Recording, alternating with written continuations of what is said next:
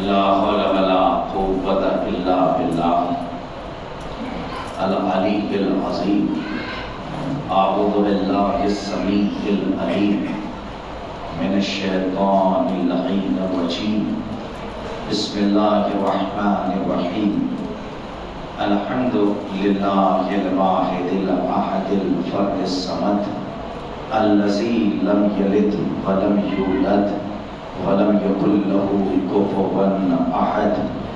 الصلاة والسلام تحية والإكرام على النبي الأمي المكي المدني الهاشمي القرشي المطلبي سيدنا ونبينا وشفيع ذنوبنا وحبيب قلوبنا مولانا مولى الثقلين جد الحسنين أبي القاسم محمد وعلى أهل بيته الطيبين الطاهرين المعصومين المظلومين المنتجبين المنتخبين ولعنة الله على أعدائهم ومنكر فضائلهم ومنكر مصائبهم ومنكر جلالتهم ومنكر شجاعتهم ومنكر سيادتهم ومنكر ولایتهم ومنكر ولایتهم وغاصب حقوقهم ومنكر عطشهم أجمعين من يومنا هذا إلى قيام يوم الدين. أما بعد فقد قال علي بن أبي طالب عليه الصلاة والسلام بسم الله الرحمن الرحيم. أول الدين معرفته صلوات محمد وآل محمد.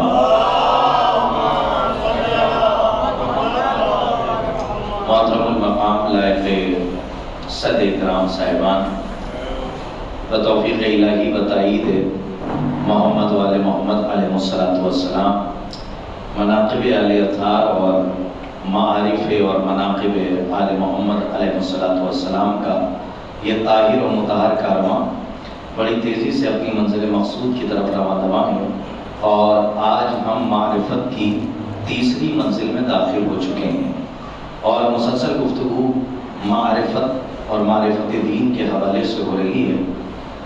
اور ایک معروضہ سب سے پہلے تو آپ کی خدمت میں یہ ہے کہ آپ اپنی صلوات کو درست کیجئے. اکثر جگہوں پر صلوات وقف کے ساتھ پڑھی جا رہی ہے، ہمارے یہاں وقف نہیں ہے بلکہ وصل ہے.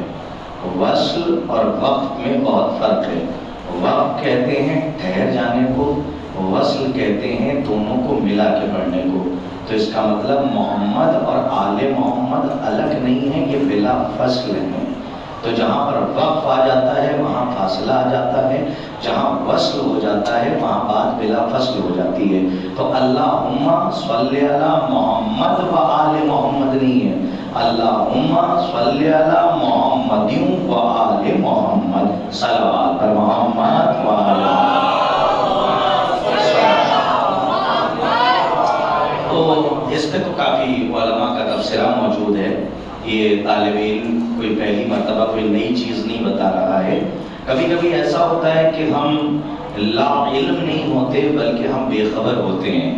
یعنی جس چیز کے بارے میں بتا دیا جاتا ہے لیکن اس کی خبر ہم تک کبھی کبھی پہنچتی ہے اور کبھی کبھی اس سے بے خبر ہو جاتے ہیں. تو ہماری صلوات وقف کے ساتھ نہیں ہے بلکہ وصل کے ساتھ ہے. اور اگر کسی کو شک ہو تو یوٹیوب کھول لے، علامہ نقد صاحب کی پوری تقریر اسی پہ پڑی ہوئی ہے کہ ہماری جو صلوات ہے وہ وقف کے ساتھ نہیں ہے بلکہ وصل کے ساتھ ہے. اور باقاعدہ انہوں نے بھی اور علماء نے بھی کہا ہے محمدیوں و آل محمد ہے، محمد و آل محمد نہیں. ایک صلوات اور پڑھیے بابا صلی اللہ علیہ وسلم صلی علی محمد و آل محمد واجل فرجوں ولن اعداء مجمعین. دیکھیے یہ ہمارا فریضہ اولی ہے کہ ہم بری الذمہ ہو رہے ہیں اور مسلسل گفتگو سرکار امیر کائنات فلک جناب عزت مآب کے اس ایک معرفت خیز جملے پہ ہو رہی ہے کہ جو نہج البلاغہ میں مولا نے خطبے میں بیان فرمایا، اور فرمایا اول الدین معرفتہ، کہ دین کا آغاز معرفت سے ہوتا ہے. دیکھیں آج شب جمعہ بھی ہے اور آج اگر معرفت کے سلسلے سے بات نہ کی جائے تو پھر کب کی جائے گی؟ کیونکہ آغا حسین ابتہی صاحب نے، دیکھیں میری گفتگو کا آغاز ہو جاتا ہے، میں آنے والوں کا انتظار کروں گا اس لیے کہ اس مجلس کا تعلق غدیر سے ہے. جو پیچھے رہ گیا ہے اس کا انتظار کیا جائے گا، اور جو تھوڑا سا آگے نکلنے والے ہیں ان کو پیچھے بلایا جائے گا. جب منزل اعتدال پہ لوگ آ جائیں گے تب اعلان ولایت سنایا جائے گا. آپ حضرات سے بس صرف اتنی سی گزارش ہے کہ جس وقت آپ مصلی پر آ جایا کیجئے اسی وقت سے آپ نماز کے لیے تیار ہو جایا کیجئے، اور بالکل قبلہ رخ رہا کیجئے، نہ ادھر دیکھیے نہ ادھر دیکھیے، کیونکہ جب تک سلام مکمل نہ ہو جائے ہماری نماز میں نہ ادھر دیکھا جاتا ہے نہ ادھر دیکھا جاتا ہے. صلوات پڑھیے محمد و آل محمد.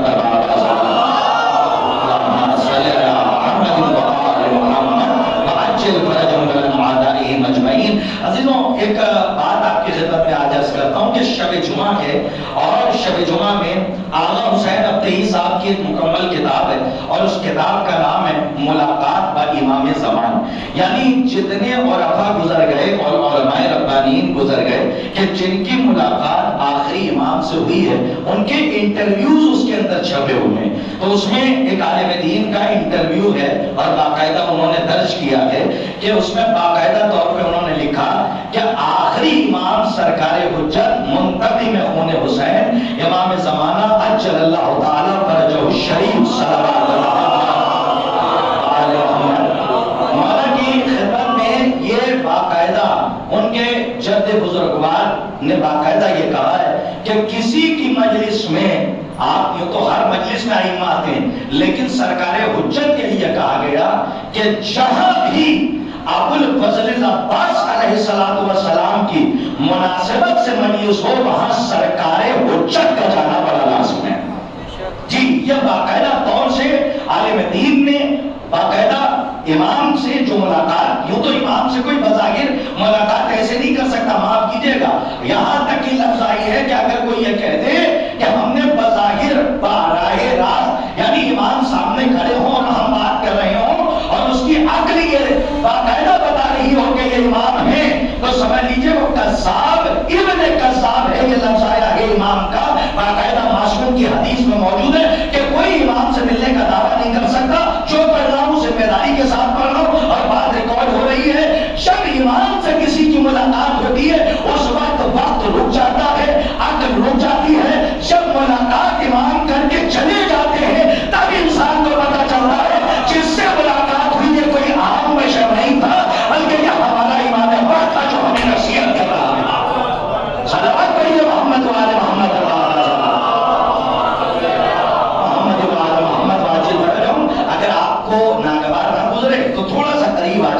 گزارش ہے ایک صلوات بلند آواز سے خانمات بی بی زہرا کو درود ارشاد فرمائیے. اچھا اگر یہ با آواز بلند ہے تو ایک آہستہ سے پڑھ دیجئے.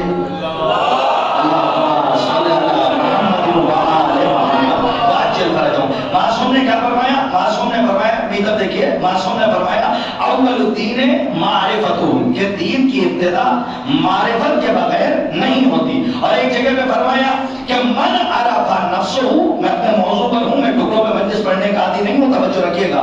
من عرف نفسہ فقد عرف ربہ، یعنی معرفت رب کا دار و مدار معرفت نفس پر ہے.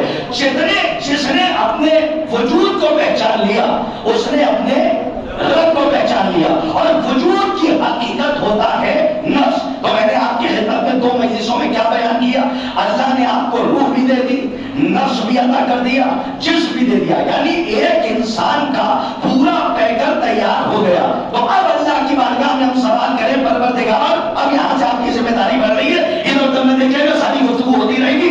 اگر ایک جملہ ادھر سے ادھر ہو گیا تو میری گفتگو کا جو کنیکشن ہے، ارتباط ہے، وہ ٹوٹ جائے گا، پھر آپ کو بھی لطف نہیں آئے گا اور مجھے پڑھنے میں بھی لطف نہیں آئے گا. 3 چیزیں اللہ نے دی اور انسان کا پیکر تیار ہو گیا، جسم بھی عطا کر دیا، روح بھی عطا کر دی اور نفس بھی دے دیا. اے پروردگار کیا اجازت ہے کہ اب ہم جائیں؟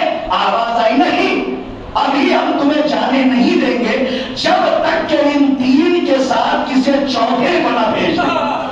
میں کاش کہ آپ اس کرائے کو محسوس کر دیں. ابھی ہم تمہیں جانے نہیں دیں گے. کیوں نہیں جانے دے گا؟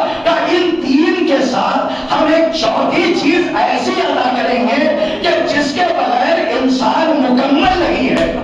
تو پروردگار وہ کیا ہے کہ ہم تمہیں بغیر اس چوتھے کے ان تین کے ساتھ زندگی بسر کرنے نہیں دیں گے. ہم نے تمہیں جسم دے دیا, ہم نے تمہیں نفس عطا کر دیا, ہم نے تمہیں روح دے دی, اور ان تین کے ساتھ ایک چوتھی شے ہے کہ جس کو اللہ نے عظیم نعمت کہا. کہ وہ کیا ہے؟ کہ وہ ہے دولت عقل.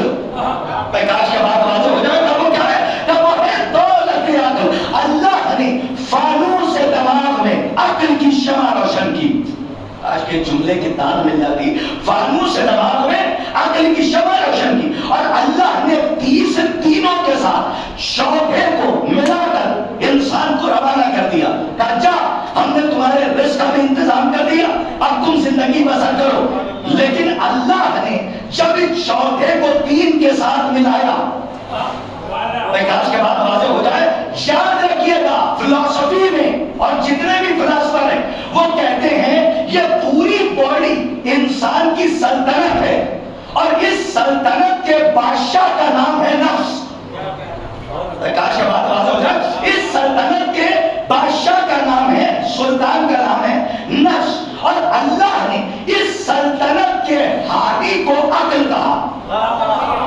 تھوڑا سا یاد رکھیے, اس سلطنت کا جسے ہادی بنایا, یہ نظام بدل ارداز کربلائی نہیں بیان کر رہے, بلکہ امیر کائنات سرکار علی ابن ابی طالب علیہ السلام کو سلام بیان کر رہے ہیں. ایک سلام بلند آواز سے ارشاد فرمائیے. ایک سلام بلند آواز سے ارشاد فرمائیے. میں نے کہا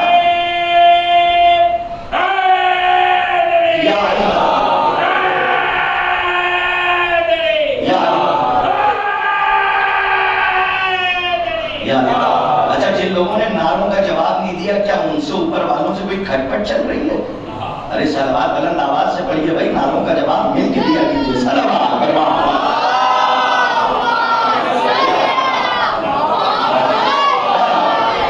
جو لوگ کھانا تناول فرما رہے ہیں وہ جسم کی غذا لے کر یہاں پہ روح کی غذا لینے کے لیے آئیں گے, لیکن جو جتنی جلدی آ گیا ہے اس کی روح کی غذا آل محمد کے دوپہر اس کے روح تک پہنچ جائے. اللہ نے اس پوری سلطنت کے بادشاہ کو کہا نفس, علی کہہ رہے, اور اس سلطنت کے ہادی اور وزیر کو بنایا عقل.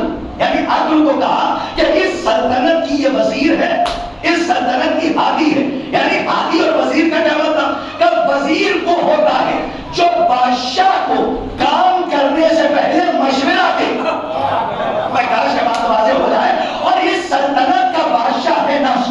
اللہ نے نفس کو کہا کہ سن, تو اس سلطنت کا بادشاہ ہے. ایک نظام بدن مولانا بیان کر رہے کہ اس سلطنت کا تو بادشاہ ہے, اور جب کوئی کام کرنا تو کام کرنے سے پہلے ایک مرتبہ عقل یعنی اپنے وزیر سے پوچھ لینا کہ میں یہ کام کروں یا نہ کروں. اللہ نے کہا اگر عقل کہہ دے کہ کر اور تو نے وہ کام کیا تو تجھے سزا نہیں ملے گی. لیکن اگر پتہ نہیں میرا مجمع پہلی تقریر سے مربوط ہے یا نہیں ہے, اسی جملے پر امتحان ہے. اب آپ جانے آپ کا مقدر میرا مقدر جو بات ہے پہنچا گیا. اللہ نے نفس سے کہا کہ تو بادشاہ ہے اور عقل تیری وزیر ہے. جب کوئی کام کرنا تو بغیر وزیر کے مشورے کے نہ کرنا. اگر کوئی کام تو نے عقل کے کہنے پہ کیا تو تجھے سزا نہیں ملے گی, لیکن جس کام سے عقل منع کر رہی ہو اور تم نے وہ کام کر دیا تو تجھے سزا ملے گی. یہی وجہ ہے حیدر صاحب, شریف صاحب, یہی وجہ ہے راجو صاحب کہ جس وقت ایک انسان چوری کر رہا ہوتا ہے تو چور کو بھی پتا ہوتا ہے یہ کام غلط ہے.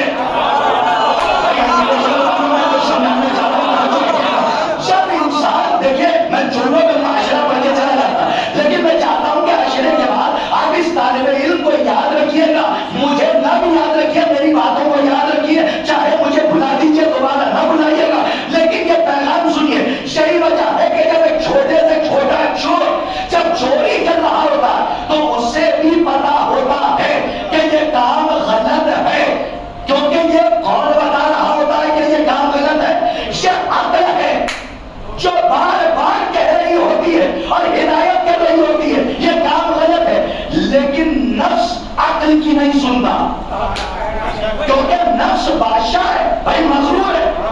प्रकाश के जुमले की कीमत, भाई नफ्स बादशाह है, वो मखलूक है, अक्ल की वो नहीं सुनता और उसको पता है कि ये काम गलत है, हम चोरी करेंगे, गिरफ्तार होंगे, जेल में डाल दिए जाएंगे, लेकिन जब वो अक्ल की मुखालिफत करके नफ्स चोरी कर लेता है तो जेल में डाल दिया जाता है। यही वजह है कि जब चोर गिरफ्तार होकर जेल में जाता है तो अकेले सन्नाटे में बैठा रहता, न इनसे बातें न उनसे बातें, क्योंकि उसे खुद पता होता है जो काम मैंने किया वो गलत है। अब अंग्रेशन वाले क्या कीमत लगाए मैं नहीं जानता, आपकी छोटी सी अक्ल, मैं काश के बात मत हो जाए, आपकी छोटी सी अक्ल नजर न जाने समंदर के कतरे का कौन सा हिस्सा आपको मिला, न जाने कौन सा हिस्सा आपको मिला।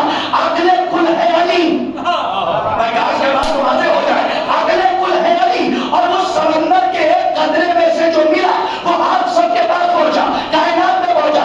आपकी छोटी सी अक्ल की मुखालिफत नफ्स को सजा का हकदार बना रही है, यानी छोटी सी अक्ल की मुखालिफत नफ्स को मुजरिम बनाकर जेल में डाल रही है। तो जो सोचिए, जो छोटी सी अक्ल की मुखालिफत करे उस नफ्स को सजा मिलती है, तो जो अगले कुल की मुखालिफत कर रहा है, मैं कहा से बात वाज़ेह हो, सलवात पढ़िए मोहम्मद वाले मोहम्मद करवा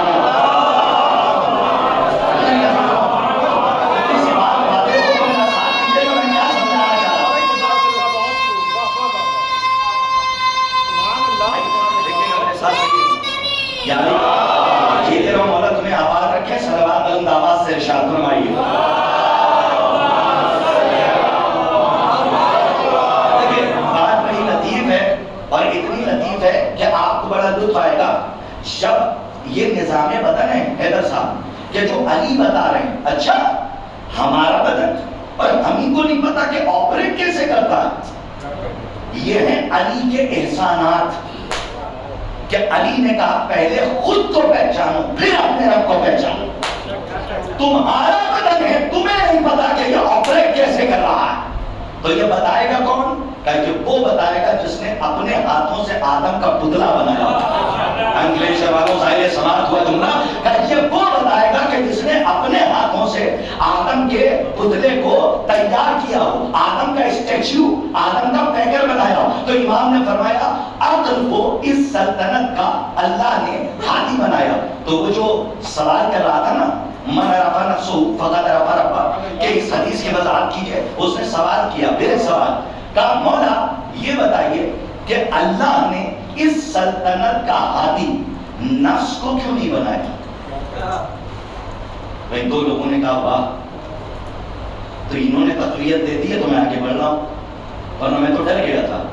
साइल ने सवाल किया मौला सल्तनत का हादी नफ्स को क्यों नहीं बनाया, अक्ल को क्यों बनाया? क्या कयामत खेज मौला ने जवाब दिया।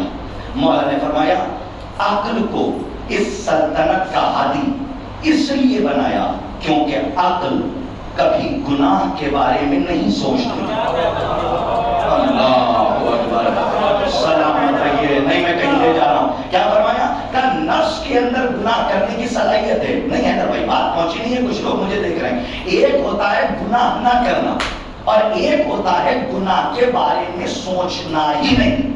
तो इमाम ने फरमाया अक्ल गुनाह नहीं करती, नहीं ये मसला नहीं है, गुनाह के बारे में सोचती ही नहीं, और नफ्स के अंदर गुनाह करने की सलाहियत है। इसलिए अल्लाह ने नफ्स को हादी नहीं बनाया, अक्ल को हादी बनाया। इसका मतलब यह है कि सबका बदन उसकी सल्तनत, अरे मैं कहीं पहुंचा रहा हूं, और रूह है उसकी चलने की सलाहियत। ए मेरे भैया, ये हमारे नौजवान बैठे, आप हार्डवेयर लेकर आ जाएं, हार्डवेयर लेकर आए, अपने घर में रख दें, क्या वो चलने लगेगा? क्यों नहीं चलता? क्यों नहीं चल रहा? अरे जवाब दो बेटा। हाँ, आप उसके अंदर सॉफ्टवेयर डालिए तभी तो चलेगा ना। यानी इसका मतलब हार्डवेयर नहीं चलता जब तक कि विंडोज है। आप जो सॉफ्टवेयर डालना चाहें आप उसके अंदर सॉफ्टवेयर, मिसाल के तौर पे आप ट्यूबलाइट ले आइए, क्या ये चलेगी? नहीं, जब तक कि करंट नहीं आएगा। सलामत रहिए। ये पूरी बॉडी है हार्डवेयर, روح ہے اس باڈی کے لیے سافٹ ویئر. بات واضح ہو جائے, اللہ نے روح کا سافٹ ویئر انسان کے بدن میں ڈالا تاکہ یہ بدن حرکت کرے, اور اس سلطنت کے بادشاہ کو بنایا نفس, اور اس کے ہادی کو کہا کہ یہ ہادی اس کی عقل ہے. تو امام نے فرمایا کہ نفس میں گناہ کرنے کی صلاحیت ہے, اس لیے ہادی وہ نہیں ہے. پھر ہادی کون ہے؟ کہ ہادی ہے عقل. اس کا مطلب یہ ہے کہ آپ سب کا بدن ہے اور ہر ایک کے لیے اللہ نے ایک ہادی بنایا. آپ کا چھوٹا سا بدن, چھوٹی سی سلطنت, اور اس سلطنت کے لیے ایک چھوٹا سا ہادی. لیکن اللہ نے جب ہادی چنا تو ایسے کو چنا جو کبھی گناہ کے بارے میں نہ سوچے, تو کبھی گناہ نہ کرنے کی وجہ سے عقل ہے معصوم. ارے سلامت رہیے, جو سمجھ رہے ہیں وہ تو بولے.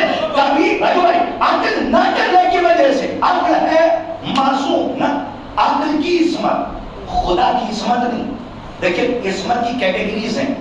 ایک ہوتا ہے بے گناہ اور معصوم, کرداس کاش کے سمجھا لے جاؤں. اور ایک ہوتا ہے بے عیب اور معصوم. جیتے رہو. جن لوگوں نے سبحان اللہ کا ان کو میرا سلام ہے, اور جنہوں نے نہیں کہا ان کو سمجھنے کی دعا. ایک ہے بے گناہ اور معصوم. ارے بچہ جب پیدا ہوتا ہے تو اس کو کہتے ہیں معصوم بچہ. کیوں کہتے ہیں؟ گناہ نہیں کرتا, اس لیے کہتے ہیں معصوم. تو اللہ اس لیے معصوم نہیں ہے کہ وہ گناہ نہیں کرتا, اس لیے معصوم ہے کہ اس میں کوئی عیب نہیں ہے. تو گناہ اور عیب میں کیا فرق ہے؟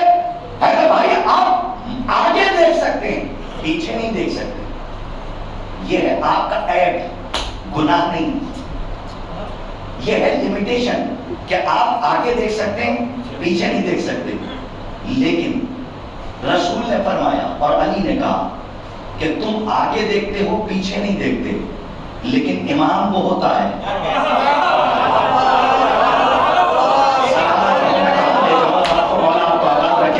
امام وہ ہوتا ہے جو ایک وقت میں آگے بھی جیسے آگے دیکھتا ہے ویسے ہی پیچھے دیکھتا ہے, ویسے ہی دائیں دیکھتا ہے, سمجھو ویسے ہی بائیں دیکھتا ہے. میں ایک جملہ کہنا چاہ رہا ہوں, جیسے ایسے ہی آگے دیکھتا ہے, ویسے پیچھے دیکھتا ہے, ویسے ہی دائیں دیکھتا ہے, ویسے ہی. ارے صاحب یہی تو فرق ہے شعلہ میں اور پوری دنیا میں. کیا اب بھی کوئی علی کا مقابلہ کر سکتا ہے؟ آباد رہیے. کیا کوئی علی کے جیسا ہو سکتا ہے؟ کہ نہیں. یہ تمہاری لمیٹیشن ہے کہ تمہیں بتایا گیا کہ تم آگے دیکھ سکتے ہو, پیچھے نہیں. کیا مطلب؟ کہ یہ تمہاری لمیٹیشن ہے. اسی لیے علی بے گناہ معصوم نہیں ہے, 14 کے 14 بے عیب معصوم ہے. اسی لیے قرآن مجید میں آیت ہے بسم اللہ الرحمن الرحیم, بسم اللہ الرحمن الرحیم, انما یرید اللہ لیذھب عنکم الرجس. یہ جو لفظ رجس سے آیا ہے, لغت اٹھا کے پڑھنا ڈکشنری, یہ صرف نجاست کے معنی نہیں دیتا, رجس کے معنی ہے عیب کے. تو اللہ نے ہر عیب سے انہیں پاک رکھا. اس کا مطلب ان کے پاس عیب نہیں ہے. جیسے وہ معصوم ہے, جیسے وہ معصوم ہے ویسے ہی 14 کے 14 معصوم ہے. لیکن آپ کی عقل بے عیب معصوم نہیں ہے. بلکہ کیا ہے, بس میں نے یہی پہ تمام کیا. اس سے پہلے کہ بچے اٹھ کے باہر چلے جائیں, مجھے ڈر لگنے لگتا ہے نا, گھور کے دیکھنے لگتے ہیں. ایک صلوات پڑھیے محمد والے محمد پر.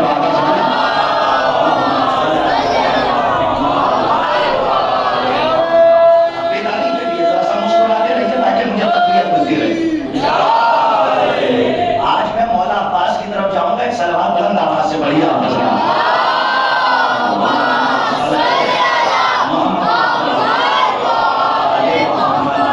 جہاں سے تھک جائیے گا وہاں سے اشارہ کر دیجیے گا, کیونکہ یہ باتیں پہنچانا بہت ضروری ہے. اور اگر مولا عباس تک نہ بھی جا پایا تو سرکار حجت تک تو آج میں چلا جاؤں گا, کیونکہ شب جمعہ ہے. اور آج ایک اہم موضوع پر مجھے بات کرنی ہے.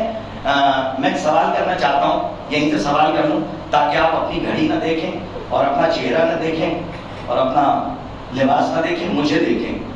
تو آپ دیکھتے رہیے تاکہ میں بات پہنچاتا ہوں. اتنے مجمع میں ہاتھ اٹھائیں وہ لوگ کہ جن کو پتا ہے کہ رجعت کسے کہتے ہیں. میں نے کہا ہاتھ اٹھائیں.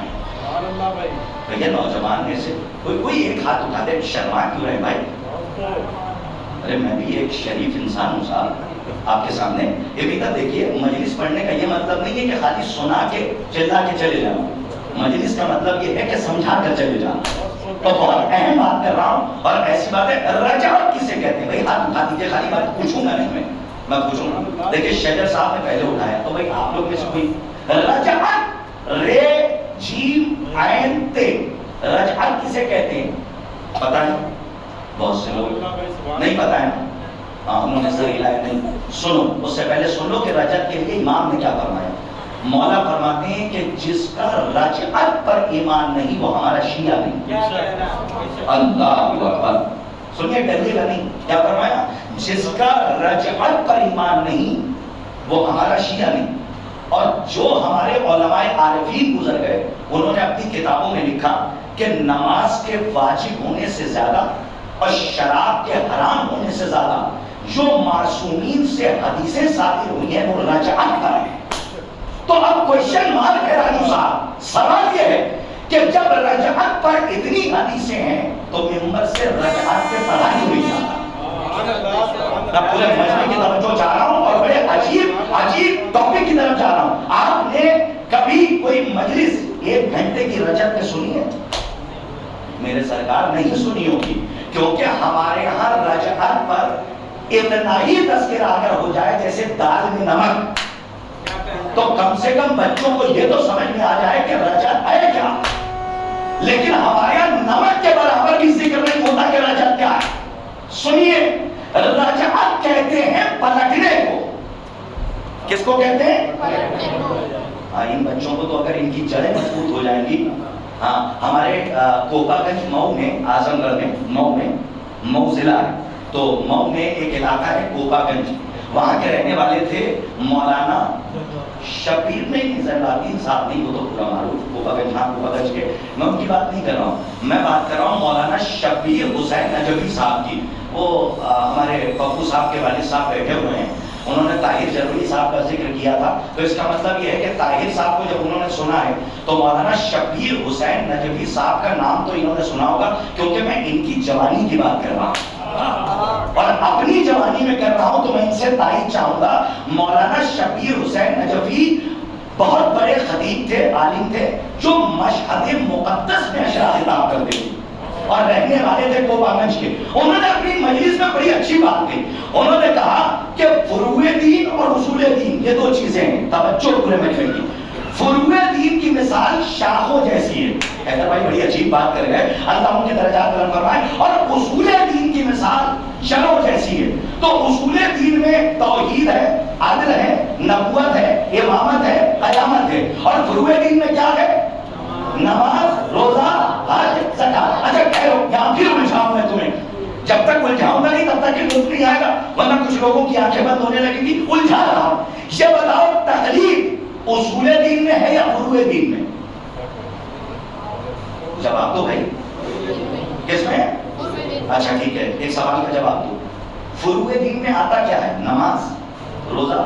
سمجھو نماز, میں چلا جاؤں گا مجھے یاد رکھیے گا, نماز, روزہ, حج, زکات. راجو بھائی فروع دین میں تقلید ہے سب نے کہا. تو یہ بتائیے کیا کوئی ایسا مرجع تقلید ہے کہ جو مغرب کی 3 کے بجائے 4 پڑھوا دے؟ سلامت رہیے, سلامت رہیے. کوئی نہیں کرا سکتا نا. جو 3 کے بجائے 4 کوئی پڑھوا سکتا ہے؟ نہیں پڑھوا سکتا. اچھا ادھر دیکھو, صبح کی 2 کے بجائے کوئی 4 پڑھوا سکتا. اور اگر کوئی پڑھ بھی لے, تاریخ پڑھنے والوں کو میرا سلام ہے, آپ پہنچ گئے. اگر کوئی پڑھ دے یا پڑھا دے تو اس سے پیچھے والے کہتے ہیں آپ نے 4 پڑھا دی تو نشے میں کہتا ہے 2 اور پڑھا دوں. ارے مولا آپ کو آباد رکھیں. تو وہ ہمارا مجتہد نہیں ہے, وہ ہمارا مرجع تقلید نہیں ہے. تو یہ بتائیے کیا کوئی مرجع تقلید, میں تب دیکھیے بہت اہم بات کر رہا ہوں, مرجع تقلید کیا صبح کی 4 کا حکم دے سکتا ہے؟ نہیں نا, آنکھیں نہ ملیے. ذرا سمجھ کر دیکھیے, شاہ کی آنکھ گرا سکتا ہے؟ نہیں. تو فروع دین میں تقلید نہیں, نہ اصول دین میں, تو ہے کس میں؟ الجھانے والے آپ کو الجھا سکتے ہی نہیں. تو اب آپ الجھے نا تو میں کیوں بتا دوں, فروع دین میں تقلید نہیں ہے. فروع دین میں جو ارکان ہے اس میں جو شکیات ہیں اس میں تقلید ہے. نہیں, کاش کہ میری بات واضح ہو جائے. کوئی 3 کی 4 نہیں کر سکتا, کوئی 4 کی 8 نہیں کر سکتا, لیکن اگر نماز میں شک ہو جائے اور آپ پتہ نہ لگا پائیں, کاش کہ بات واضح ہو جائے, تو آپ اپنے عالم سے, میں صحیح بات بتا رہا ہوں آپ کو, کہ آپ اپنے عالم سے رجوع کریں گے کہ یہاں پہ کیا کیا جائے, دوبارہ نماز پڑھیں یا سجدہ سہو کریں. اسے کہتے ہیں عالم کی طرف رجوع کرنا. لیکن کوئی مرجع تقلید 3 کی 4 نہیں کر سکتا, 4 کی 8 نہیں کر سکتا, اور 2 کی 4 نہیں کر سکتا. اب ایک بات بتائیے, یہیں پہ روک کے مجلس تمام کر رہا ہوں. عزیزان گرامی, رجعت کسے کہتے ہیں؟ ایک طرف دیکھو, رجعت تو اس سے پہلے مولانا شبیر حسین نجفی مشہد میں اشرا پڑھ رہے تھے. کیا بات کہہ گئے, انہوں نے کہا اصول دین میں ہے توحید, عدل, نبوت.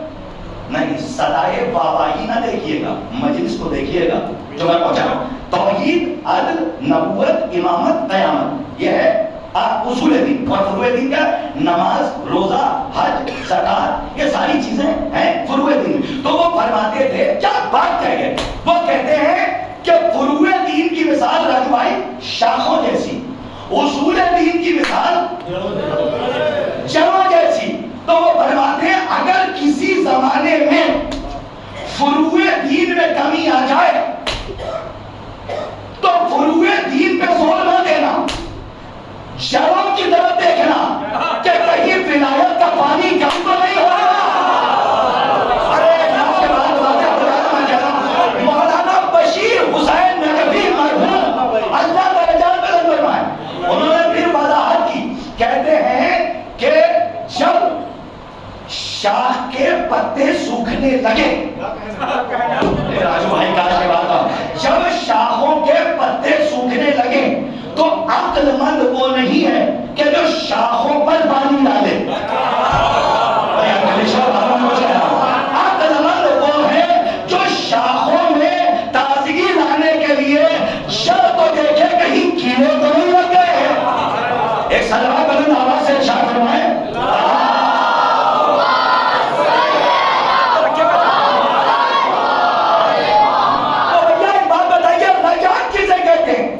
رجعت, میں یہاں تک آ گیا. رجعت کسے کہتے ہیں؟ یہ ہندی والا رجت نہیں ہے, یہ ہندی والا رجت نہیں ہے. پھر بھی یہ کیا ہے, دیکھیں باتیں کرنے سے یہی سب ہوتا ہے. رے جیم عین تے, رجعت پلٹنا. سلامت رہیے. ابو حنیفہ, جیتے رہو, میں تھوڑا سا اور قریب کروں. ابو حنیفہ نے مولا کے چاہنے والے سے پوچھا کہ میں نے سنا ہے کہ تم رجعت پر ایمان رکھتے ہو. ہائے ہائے, کیا کیا چنا. تو ابو حنیفہ سے مولا کے چاہنے والے نے کہا بے شک جس کا رجعت پر ایمان نہیں ہے, معصوم نے فرمایا وہ ہمارا شیعہ نہیں ہے. تو کہا رجعت میں ہوگا کیا؟ ارے سنیے, شاید یہ ہال محشر میں بدل جائے اگر دل کے گوشے تک بات پہنچ جائے. ابو حنیفہ سمجھ گئے نا, میں سب کچھ کھل کے نہیں پڑھوں گا, کچھ سمجھ لیجیے گا. ابو حنیفہ نے سوال کیا مولا کے چاہنے والے سے, سنا ہے تم رجعت پر ایمان رکھتے ہو, پلٹائے جاؤ گے. کہا اچھا اگر ایمان ہے تو مجھے کچھ درہم قرضے کے طور پہ دے دو. جب پلٹنا, بچوں کو میں بتا دوں تاکہ ان کی بھی بابا کی آواز آ جائے, مجھے لگے کہ بات پہنچ گئی. ایک قرآن میں لفظ ہے خنزیر. خنزیر سمجھتے ہو کس کو کہتے ہیں؟ خنزیر کہتے ہیں سور کو. کسے کہتے ہیں؟ سور. ارے بھائی قرآن میں آیا ہے تو منبر سے نام لینے میں کیا قباحت ہے صاحب, یزید کا لے لیتے ہیں.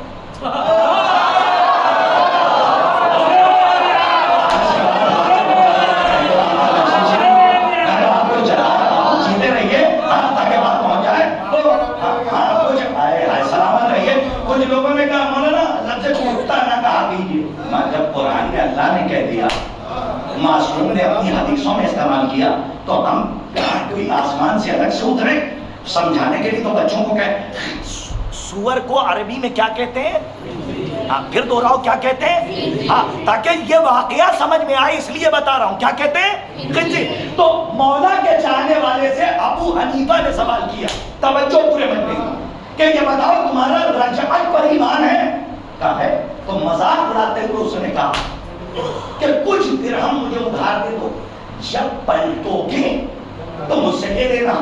علی کا چاہنے والا تھا، جیسا سوال ویسا جواب، کب میں جتنے مانگ رہا ہے اس سے زیادہ دے دوں گا، لیکن کوئی ایسا گواہ لا کے دے کہ جب تو رجعت میں پلٹایا جائے گا تو اپنی شکل میں آئے گا۔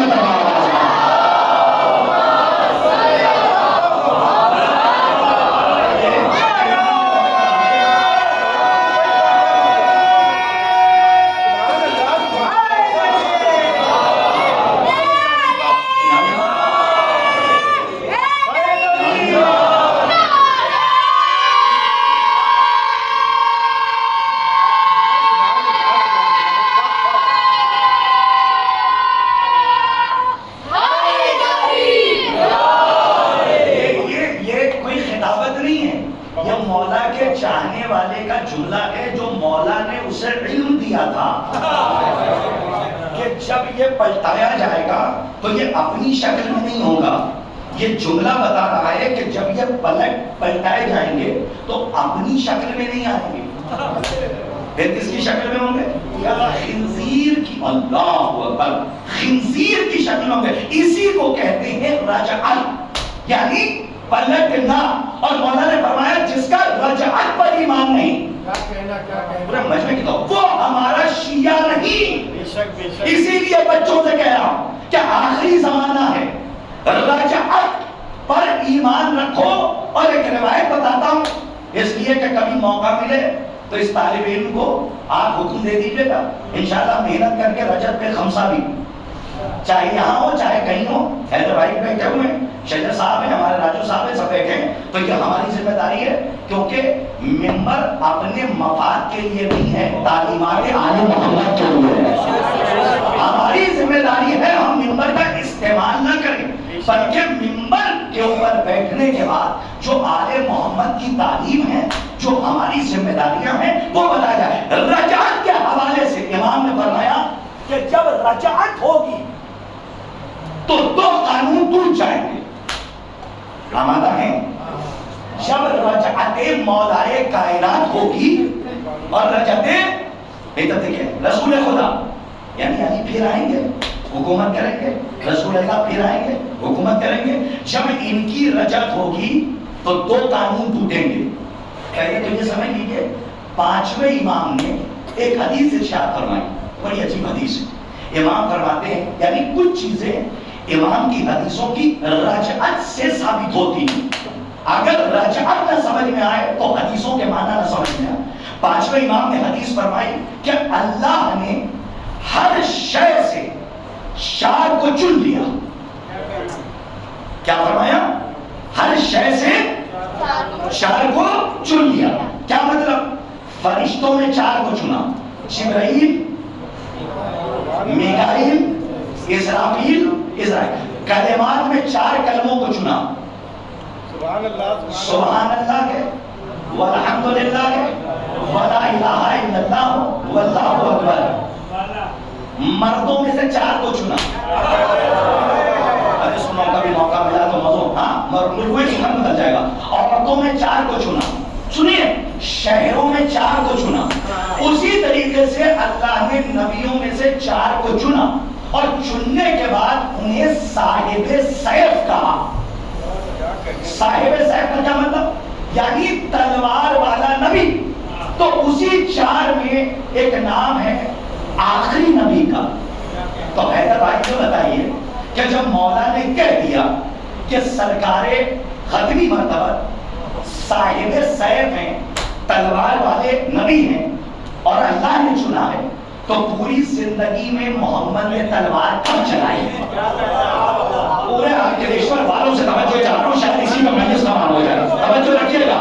امام کی کچھ حدیثوں کی وضاحت رجعت سے ہوتی ہے کہ اللہ نے سرکار ختمی مرتبت کے لیے کہا کہ یہ صاحب سیف ہیں، تو کچھ لوگوں نے منبر سے نقطے کے طور پہ پڑھا کہ جب کہہ دیا کہ محمد صاحب سیف ہے، تلوار والے نبی ہیں اور اللہ نے چن لیا، تو پھر سب کو پتا ہے کہ علی کی تلوار کا نام ہے ذوالفقار اور محمد کی تلوار کا نام ہے حیدر کرار۔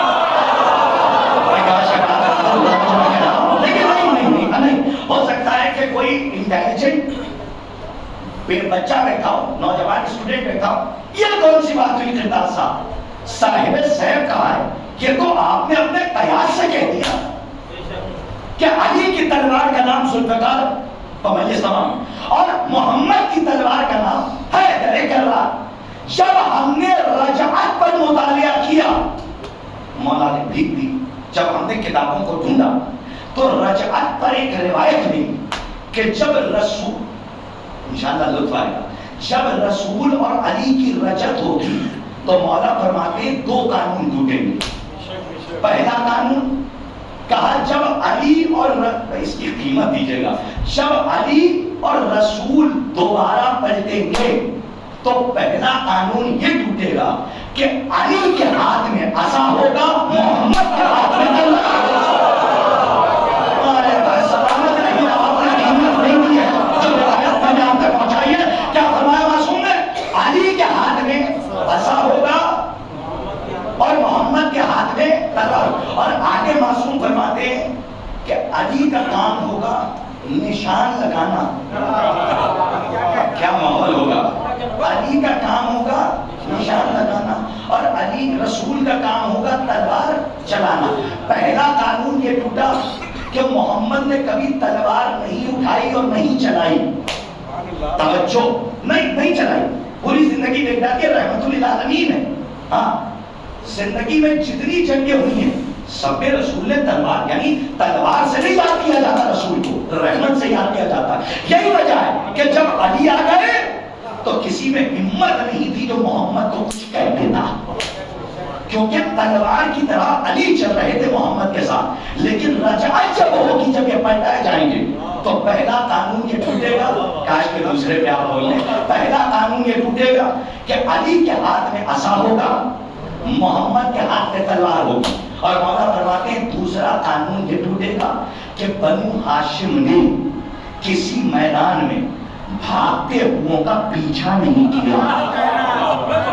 کیا قیمت دی ہے آپ نے، توجہ، بھاگتے ہوں کا پیچھا نہیں کیا۔ معصوم فرماتے ہیں جب رجعت ہوگی اور جب پلٹائے جائیں گے تو جب رسول اللہ ابلیس کو قتل کرنے کے لیے آگے بڑھیں گے تو ابلیس بھاگے گا تو رسول دوڑا کر اسے قتل کریں گے۔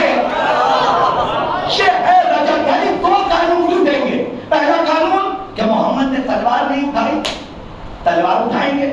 دوسرا قانون کہ شیطان جب بھاگے گا تو اسے بھاگنے نہیں دیں گے، اس کا پیچھا کر کے اسے قتل کر دیں گے۔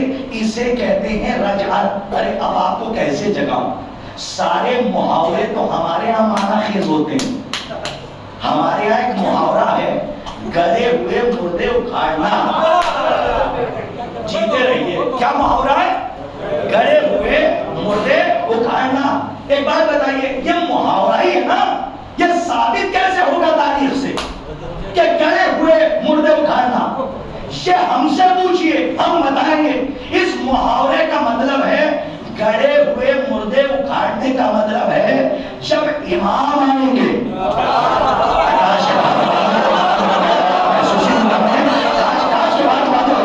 ایک منڈی چیچارا محاورے نہیں پڑھو، سلام کریے محمد علیہ محمد۔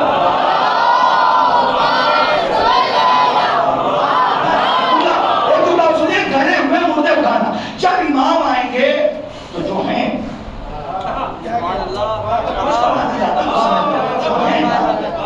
ان کو قبروں سے اکھاڑا جائے گا اور نکالا جائے گا. اور سنو یہ روایت ہے کہ جنہوں نے در جلایا ہے انہیں امام کی خواہش ہے کہ اب جلایا جائے اور جلانے کے بعد فضا میں ان کی خاک کو اڑا دیا جائے. یہ میں اپنی خطابت نہیں کر رہا ہوں, یہ روایت کے فکرے ہیں کہ مولا کی تمنا ہے کہ انہیں جلایا جائے درخت پہ لٹکا کر اور اس کے بعد ان کی راکھ کو ہوا میں اڑا دیا جائے. اب اگر کوئی بہت بڑا عابد اور ساجد بنے اور کہے کہ آپ 9 ربیع الاول کو کیا کرتے ہیں تو کہیے گا یہ وہی عمل ہے جو امام کی تمنا ہے. کاش کے بعد واضح ہو جائے. اور یہ دیکھیے کوئی معمولی بات نہیں ہے, یہ روایتوں میں موجود ہے کہ امام کی تمنا ہے کہ انہیں جلایا جائے اور ان کی خاک کو ہوا میں اڑا دیا جائے. اور عزیزان گرامی یہیں پہ آپ کی فکروں کو کہ تانا لگا کے میں اتفاق کربلا کی طرف کروں, لیکن بہت توجہ کے ساتھ یہ جملہ سنیے. ایک محاورہ اور ہے, سکے کا چلنا. کیا ہے محاورہ؟ سکے کا چلنا. یہ کسی کے یہاں ثابت نہیں ہو سکتا, سکہ چلتا ہی نہیں ہے. یہ ہمارے یہاں ثابت ہوگا کہ سکہ چلتا ہے. کا کیسے چلتا ہے؟ کہ امام سامنے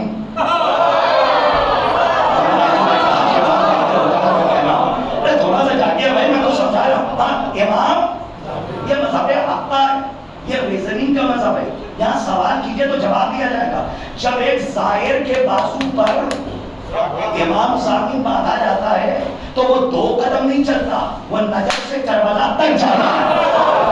تو اس کا مطلب صرف وہ نہیں چل رہا ہے, وہ جو محاورہ ہے نا سکے کا چلنا, یہ بھی علی کا مذہب بتائے گا کہ سکہ چلتا کیسے ہے. یہ جو امام ضامن ہے, امام کا سکہ جب کسی مولا کے چاہنے والے کے بازو پہ باندھا جاتا ہے تب پتہ چلتا ہے کہ سکہ چلتا ہے. تو میں گڑے ہوئے مردوں کی بات کر رہا تھا, تو اب آپ کی آوازوں کو سننے کے لیے دل بے چین ہو رہا ہے, تو ایک جملہ کہہ جاؤں جو کہ مجھے پتا ہے کہ آپ کی آوازوں کو کیسے نکلوانا ہے, تو کس موقع پہ نکلوانا ہے وہ میں نکلوا لوں گا. اب آپ اپنی ذمہ داری کو سمجھیے, قسم کھا کے بیٹھیے کہ نہیں بولنا ہے. خدا کی قسم اسی لیے کہا جاتا ہے کہ آپ جب شب جمعہ آئے تو دعائے کمین اور حدیث قصہ پڑھا لیجیے.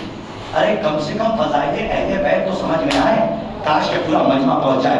رسول اللہ کے آپ تو جانتے ہیں نا یہ کون ہے, کون کہاں سو رہا ہے, سب کو پتا ہے نا, اور کیسے سو رہا ہے, تھوڑا سا جا کر کیسے سو رہا ہے یہ بھی پتا. حدیث قصہ میں جب پنجتن چادر کے نیچے آ گئے, کاش کا انکلیشور پہنچ جائے. آخری بات شجر سنیے, شاید نہیں بات ہو. جب چادر کے نیچے آ گئے تو امام حسن آئے, کہا اماں جان ہم نانا کی خوشبو محسوس کر رہے ہیں. کہا چادر کے نیچے. حسین آئے بمجلس تمام, کہا ہم نانا کی خوشبو محسوس کر رہے ہیں. کہا چادر کے نیچے ہیں. تو کیا یہ بتائیے چادر اٹھائی اور لیٹ گئے؟ کہا نہیں, حدیث قصہ ہے. کیا کہا؟ اجازت ہے. نہیں ڈرا رہے نا, کیا اجازت ہے کہ ہم چادر میں آ جائیں؟ ارے کبھی اس رخ سے سوچئے, گھر ہے باپ کا. ارے سنو بھائی میں کیا کروں, گھر ہے باپ کا, چادر ہے اماں کی. نسبتی نانا نہیں ہے, سگے نانا ہے. تو ہر رخ سے سب کچھ اپنا ہے. چاہتے کاش کے قیمت مل جائے, چاہتے تو چادر اٹھاتے نانا کے پہلو میں لے جاتے, لیکن اجازت لے کے بتایا کہ اگر سگا نوازا بھی ہو تبھی بغیر اجازت محمد کے پہلو میں نہیں لے سکتا.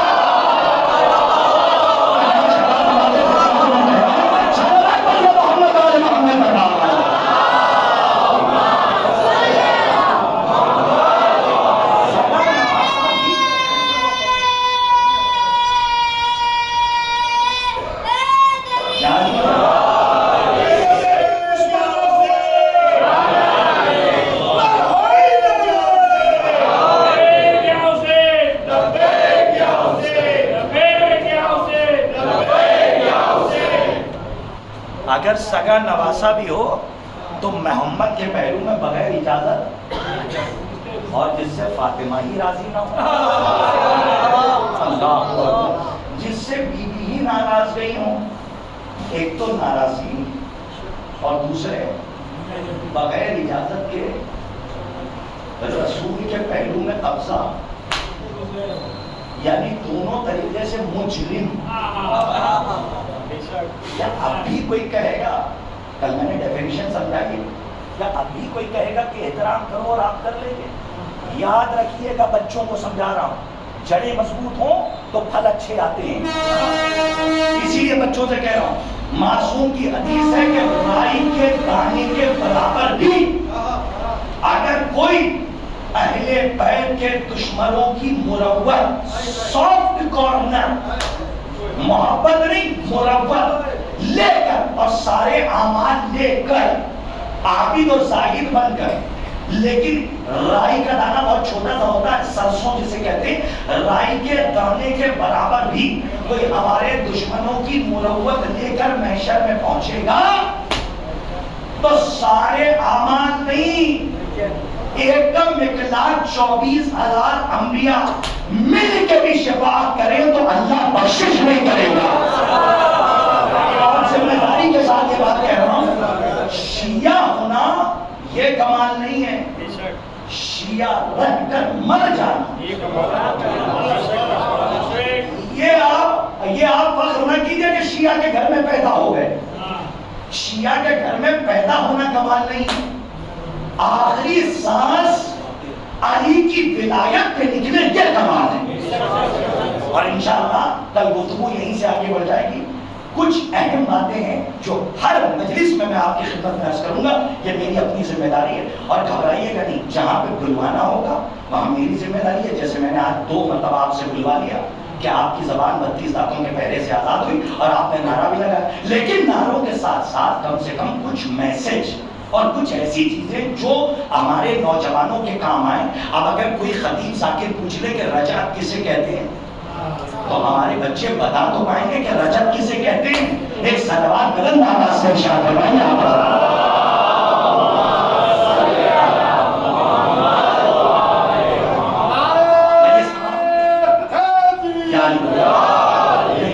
ایک صلوات آہستہ سے پڑھ دیجیے اگر یہی سوچ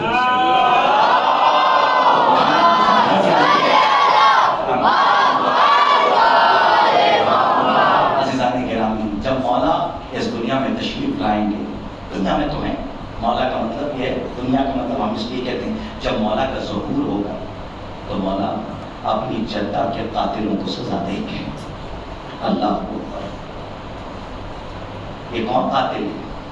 ذرا کبھی یوں سوچا کرو تو پورا بدن کانپ جائے گا کہ جہاں پر ایوب کا صبر دم توڑ دے وہاں سے صبر حسین کا آغاز ہوتا ہے، اور جو حسین کے صبر کی مرکز ہے اسے فاطمہ کہتے ہیں.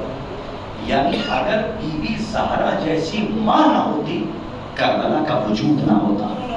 حسین کے پہلو میں جو دل دھڑک رہا ہے یہ کس کا دل ہے؟ یہ فاطمہ زہرا سلام اللہ علیہا کا دل ہے. عزیزان گرامی، اتنی بڑی صبر کی ملکہ کہ جو حسین کے صبر کا مرکز ہو. اللہ جانے کہ ظالموں نے کیسا ظلم کیا تھا بی بی پر کہ بی بی کو کہنا پڑا کہ اے میرے والی و وارث میرے جنازے میں سب آئیں، لیکن نام لے کے کہا فلاں فلاں فلاں اے علی میرے جنازے میں نہ آنے پائیں. خدا کی قسم جب رات ہو جائے نا اور اپنے گھر میں لیٹنا تو اس جملے کے اوپر غور کرنا کہ جو حسین کے صبر کی مرکز ہو کہ جسے زہرا کہتے ہیں، آخر کون سا ایسا ظلم ظالموں نے کیا تھا کہ بی بی زہرا کو کہنا پڑا اے میرے والی و وارث میرا جنازہ رات کی تاریکی میں اٹھائیے گا اور فلاں فلاں فلاں میرے جنازے میں نہ آنے پائے. عزیزوں بتائیں کیا کیا ظلم کیا ہے. کسی شاعر کا عجیب مطلع ہے، وہ کہتے ہیں کہ بطول رو پڑی فضا کو یہ بتاتے ہوئے، بطول رو پڑی فضا کو یہ بتاتے ہوئے حسن نے دیکھا ہے مجھ کو تماچے کھاتے ہوئے. اجرکم علی الصحابہ اجرکم علی اللہ. آپ کی آوازیں بلند ہو گئی ہیں، خدا آپ کو کوئی غم نہ دے. اتنے سخت مسئلے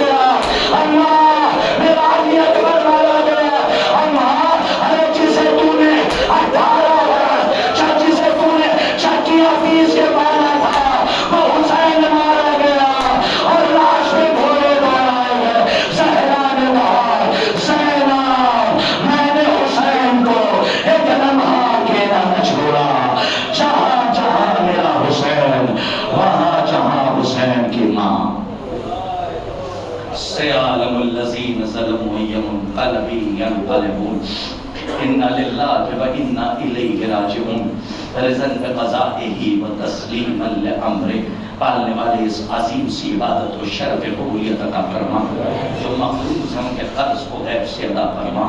ہزار دعاؤں میں سے ایک دعا یہ ہے پروردگار ہماری قوم کی ہر فرد کو اہل بیت علیہ السلام کی معرفت دل نورانیہ حاصل کرنے کی توفیق عنایت فرما.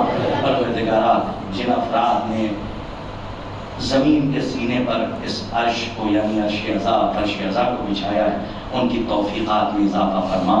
جتنے سامعین اس مجلس میں شرکت کر رہے ہیں دامیں درہمیں سخنیں ان کی توفیقات میں اضافہ فرما. پروردگارا ہزار دعاؤں میں سے ایک دعا یہ ہے کہ ہمارے تجھے رجل فقیہ کا واسطہ ہمارے فقہاء علماء حقہ کی حفاظت فرما. علماء سو اگر ہدایت کے قابل ہیں تو ان کی ہدایت فرما. پروردگارا ہمارے آخری امام کے ظہور میں تعجیل فرما اور ان کے حقیقی عوام و انصار میں ان کو شمار فرما. وتقبل منا انک انت السمیع العلیم. ماتم اسیروں میں